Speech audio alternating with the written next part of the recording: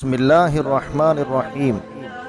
حضرت عبداللہ بن عمر رضی اللہ عنہما سے مروی ہے، ایک آدمی نے کہا، اے اللہ کے رسول صلی اللہ علیہ وسلم، کون سی ہجرت افضل ہے؟ آپ نے فرمایا، جسے اللہ تعالیٰ ناپسند کرے اسے چھوڑ دو۔ اور ہجرت دو قسم کی ہے، شہری کی ہجرت اور دیہاتی کی ہجرت۔ دیہاتی کا معاملہ یہ ہے کہ جب اسے حکم دیا جاتا ہے تو اطاعت کرتا ہے، اور بلایا جائے تو جواب دیتا ہے، جبکہ شہری آزمائش میں زیادہ ہوتا ہے اور اجر میں بھی افضل ہوتا ہے۔